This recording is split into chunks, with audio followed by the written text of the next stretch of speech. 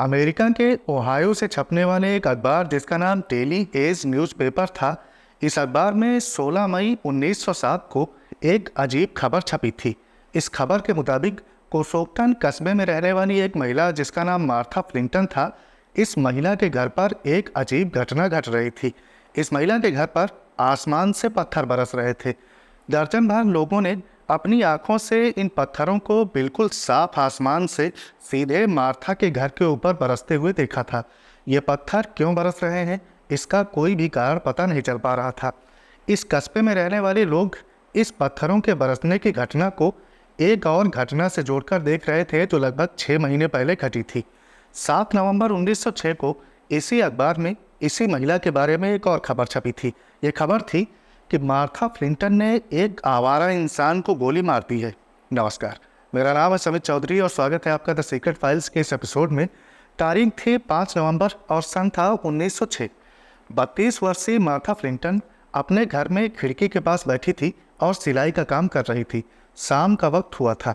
Martha का घर चारों तरफ पेड़ों से घिरा हुआ था। मार्था का घर कस्बे के आखिरी छोर पर पड़ता था। इसके बाद जंगल शुरू हो जाता था। आधे किलोमीटर की दूरी तक मार्था का कोई भी पड़ोसी नहीं था। मार्था के घर के आसपास लगभग 50 मीटर तक कुछ खाली जगह पड़ी हुई थी। इसके बाद पेड़ उगे हुए थे।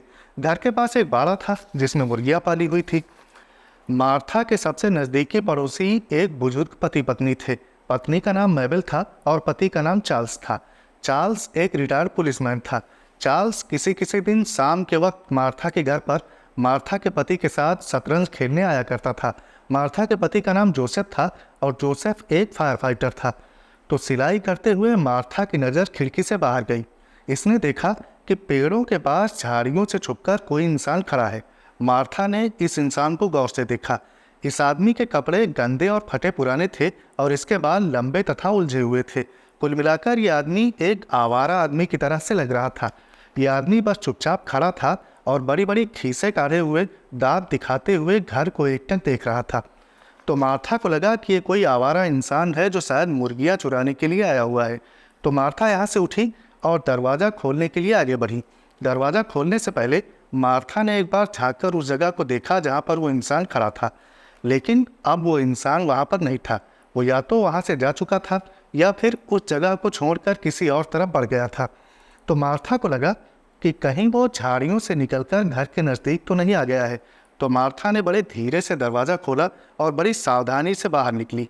इसके बाद ये घर के आसपास देखने लगी, लेकिन वो आदमी घर के पास भी नहीं था। तो मार्था को लगा कि शायद वो आदमी चला गया होगा।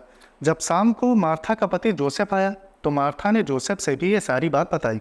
जोसेफ ने इसको गंभीरता से नहीं लिया और जोसेफ ने कहा कि ऐसे ही कोई आवारा होगा जो घूमते घूमते यहाँ पर आ गया होगा। शाम के वक्त मार्था का पड़ोसी बुजुर्ग वही चार्ल्स भी शतरंज खेलने के लिए आया। चार्ल्स से भी मार्था ने बताया। तो चार्ल्स ने इस बात को गंभीरता से सुना और मार्था को सावधान रहने के लिए कहा। आज चार्ल्स ने खेल को जल्दी खत्म कर दिया था और अपने घर की तरफ वापस चल दिया था। उसने बताया कि उसकी पत्नी बूढ़ी मेबल घर में अकेली है, इसलिए वो जा रहा है। जाते वक्त चार्ल्स ने एक बार फिर से रात में इन दोनों पति पत्नी से सावधान रहने के लिए कहा। चार्ल्स ने यह भी कहा कि कोई आवाज़ हो तो ध्यान से उठकर चेक करना। कोई कोई आवारा इंसान खतरनाक हरकतें कर बैठता है। खैर, रात में मार्था के घर पर और बाकी कस्बे में वैसी कोई घटना हुई नहीं। अगले दिन जोसेफ की छुट्टी थी तो ये घर पर ही रहा। इस पूरे दिन ही वो आदमी घर के आसपास कहीं पर दिखाई नहीं पड़ा।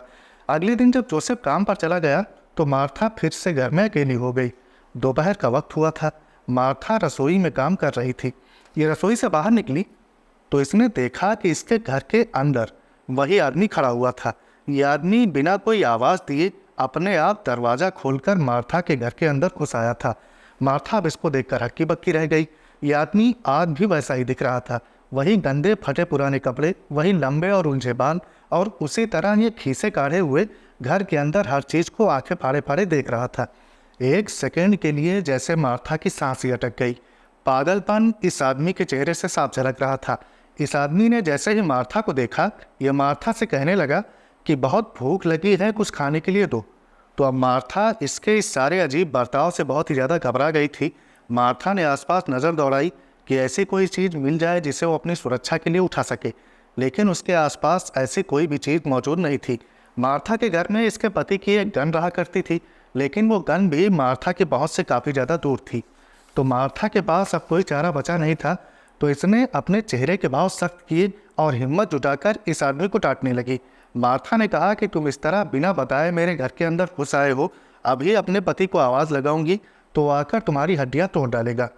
तो फिर इतना सुनने के बाद इस आदमी ने उसी तरह खीसे काढ़े हुए पूछा कि वो घर में ही है क्या? मार्था ने कहा हाँ।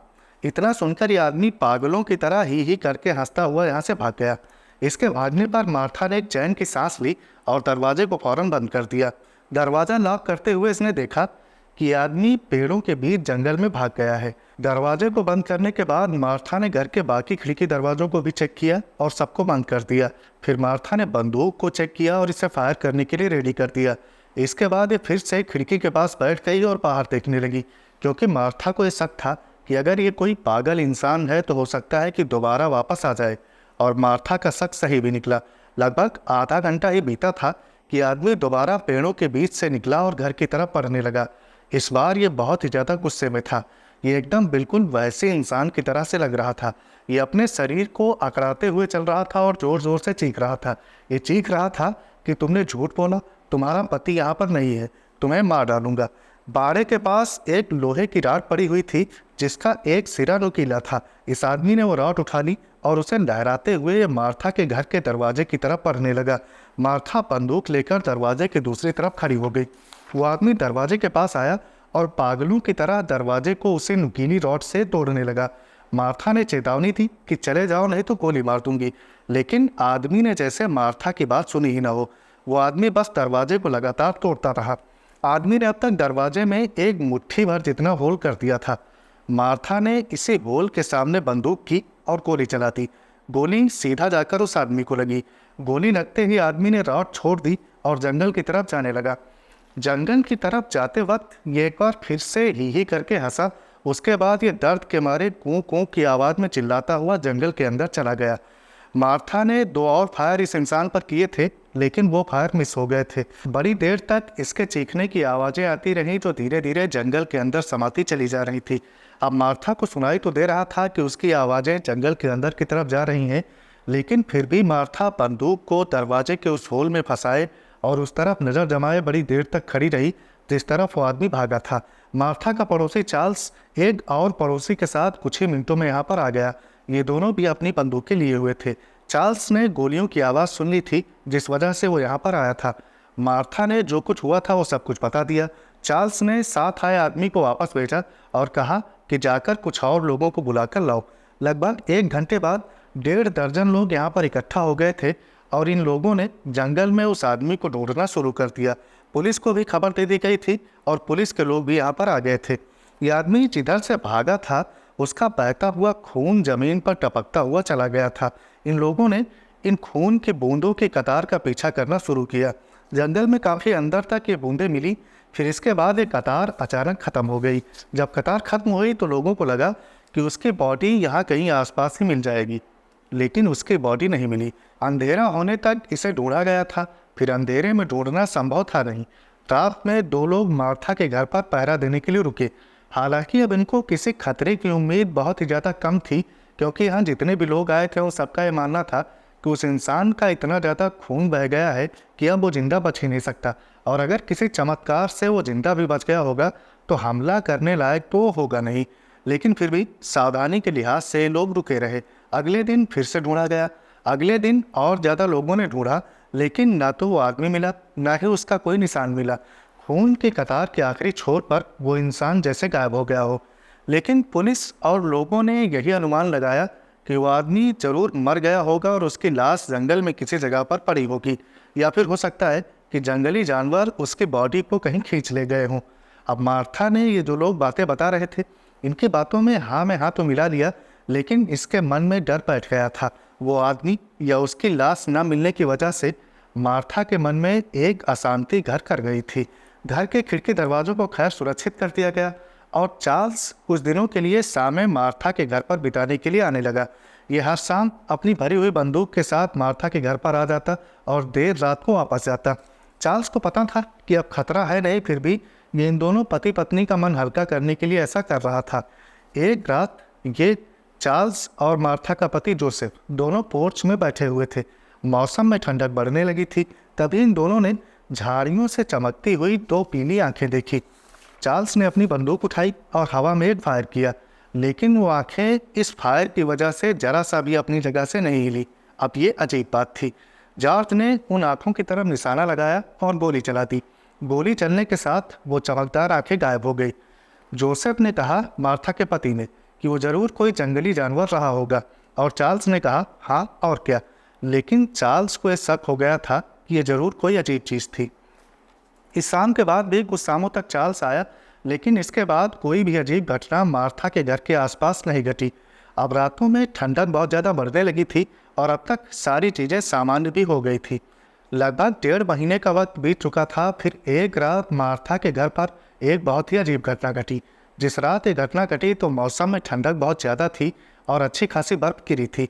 मार्था का पति जोसेफ जब सुबह घर से बाहर निकला तो इसने देखा कि घर के चारों तरफ पैरों के निशान बने हुए हैं।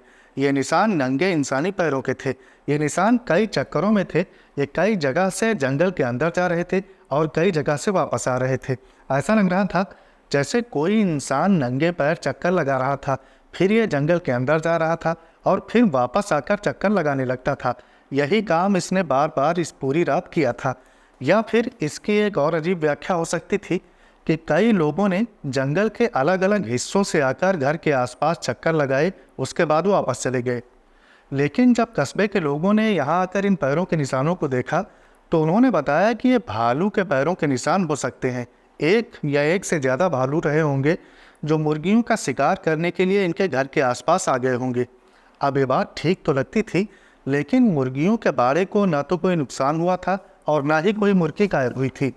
फिर इसके लगभग 1 महीने बाद मार्था घर में अकेली थी। इसके छत पर किसी चीज़ के फेंके जाने की आवाज़ आई। ऐसा लग रहा था जैसे किसी ने घर की छत पर पत्थर फेंक कर मारा हो। तो मार्था ने अपनी खिड़की से झाँक कर देखा, लेकिन घर के आसपास इसे कोई भी इंसान दिखाई नहीं दिया। तो मार्था ने अपनी बंदूक उठाई और फिर ये घर से बाहर किसी इंसान को चेक करने के लिए निकली। कोई इंसान तो यहाँ पर नहीं था, लेकिन मार्था ने देखा कि आसमान से मार्था के घर के ऊपर पत्थर गिर रहे हैं। पत्थर जाने कहाँ से और कितनी दूर आसमान से मार्था के घर के ऊपर गिरते चले जा रहे थे। फिर गिरने वाले पत्थरों की तादाद बढ़ने लगी और कुछ ही देर में ऐसा लगने लगा जैसे मार्था के घर के ऊपर पत्थरों की बारिश हो रही हो, और किसी भी जगह पर पत्थर नहीं गिर रहे थे, सिर्फ मार्था के घर के ऊपर ही गिर रहे थे। अब मार्था ऐसा देखकर बहुत ही ज़्यादा डर गई और एक कच्चे रास्ते से होते हुए कस्बे की तरफ भाग गई। कस्बे में पहुंचकर इसने लोगों को बताया तो लोग आए। उन्होंने देखा कि अब पत्थरों की बारिश तो बंद हो चुकी है, लेकिन जो पत्थर गिरे थे वो अभी भी मार्था के घर के आसपास मौजूद थे। अब ये एक अजीब घटना थी। खैर, लोग कुछ कर भी नहीं सकते थे और कुछ घंटे यहाँ पर बिताने के बाद लोग यहाँ से चले गए। जाते वक्त उन्होंने कहा कि अगर फिर से यहाँ पर कोई अजीब बात हो तो इस तरह जंगल से भागना मत, यहाँ से फायर कर देना, हम लोग सुन लेंगे और यहाँ आ जाएंगे। इस घटना के 1.5-2 महीने बाद फिर से मार्था के घर पर उसी तरह से पत्थर बरसने लगे। मार्था ने फायर किया, लोग आए और लोगों ने पत्थरों को बरसते हुए अपनी आंखों से देखा। कई लोगों ने देखा कि आसमान ऊपर पूरी तरह से साफ है, कोई बादल भी नहीं है, फिर भी आसमान से लगातार पत्थर बरसते हुए चले जा रहे हैं। ये बड़ी तेज़ रफ्तार से गिर रहे थे और छत से उछलकर कई लोगों को लगे भी, लेकिन किसी को कोई खास चोट नहीं आई। ये बिस्किट के आकार के पत्थर थे जो आम पत्थरों की ही तरह थे, लेकिन ऐसे पत्थर यहाँ आसपास नहीं पाए जाते थे। और अजीब बात ये थी कि 2 बार पत्थरों की बारिश हो चुकी थी और दोनों बार ये बारिश सिर्फ और सिर्फ मार्था के घर पर ही हुई थी। इसके अलावा कहीं एक भी पत्थर नहीं गिरा था।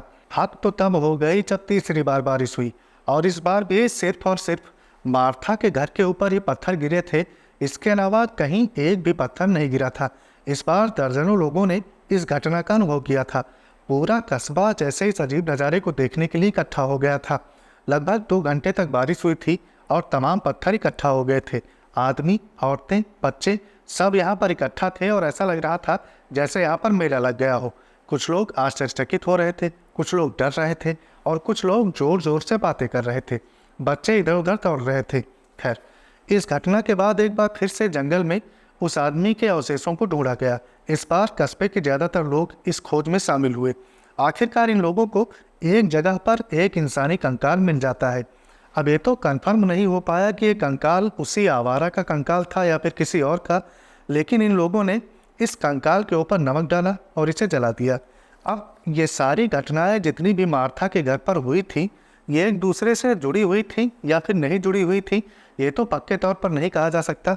लेकिन इसके बाद, इस कंकाल को जलाने के बाद मार्था के घर पर शायद कोई अजीब घटना नहीं घटी थी, क्योंकि अखबार में इसके आगे मार्था के बारे में कोई भी खबर हमको नहीं मिलती है।